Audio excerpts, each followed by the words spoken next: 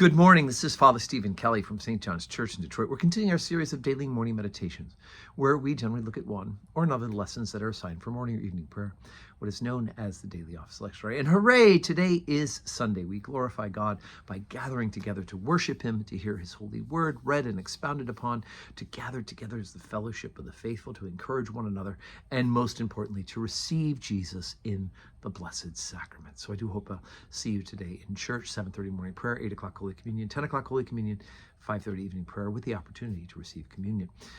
Today we are celebrating a feast day. Now the feast day actually occurred on Friday, and that's the feast of St. Michael and all angels, but it's an important enough feast day that we're keeping it on Sunday within the octave of the feast day, because it's important for us to remember what the ministry of angels are in relation to us. And so of course we'll talk more about that at the service today. I thought let's take a look at one of the lessons that's assigned for morning prayer on the feast day itself, because I think it's a good opportunity for it to see a little bit about the ministry of angels. This is from the second book of Kings, chapter number 6, beginning at verse number 8.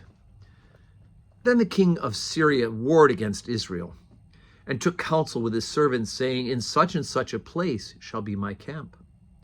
And the man of God sent unto the king of Israel, saying, Beware that thou pass not such a place, for thither the Syrians are come down. And the king of Israel sent to the place which the man of God told him and warned him of, and saved himself there, not once nor twice. Therefore the heart of the king of Syria was sore troubled for this thing, and he called his servants and said unto them, Will ye not show me for which of us is for the king of Israel?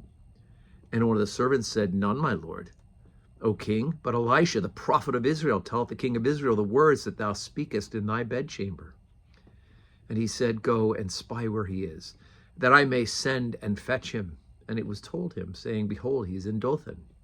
Therefore sent he thither horses and chariots, and a great host, and they came by night and compassed the city about. And when the servant of the man of God was risen early and gone forth, behold, an host compassed the city both with horses and chariots.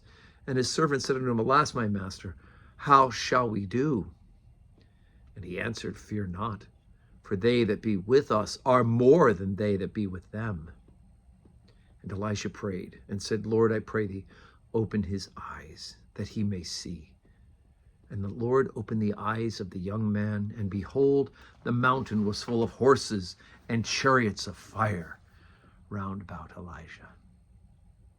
So again, so we think of angels, and we like to think of the cherub and the cute little images of these angels, and maybe our guardian angels with the big wispy long robes. But of course, one of the fierce images of angels is that they are warriors. They are fighting for us. Saint Michael himself, of course, is that chief warrior, as we will read in the book of Revelation at the Sunday communion service.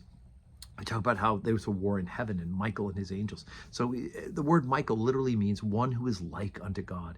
And so Michael is a great warrior. And here we hear the story how Elisha is not afraid. The king of Syria has all these troops around because, boom, open your eyes. They're the angels of God are here to fight for us. And if God be with us, who can be against us? And so Elisha, obviously, in this second book of Kings, is not afraid of the Syrian army because he can see God has given him the eyes to see beyond the dimension of what we normally see in our visible world, all of the angels. We are surrounded by the ministry of angels. And it is a great gift that God has all these principalities and powers and dominions and thrones, all of these unseen created beings that God has put as a great part of the order, in addition to us as human beings. And so we give thanks to Almighty God for exactly that. So today, I said, join us for worship here in church, and may God give you a Sunday that is full of blessings.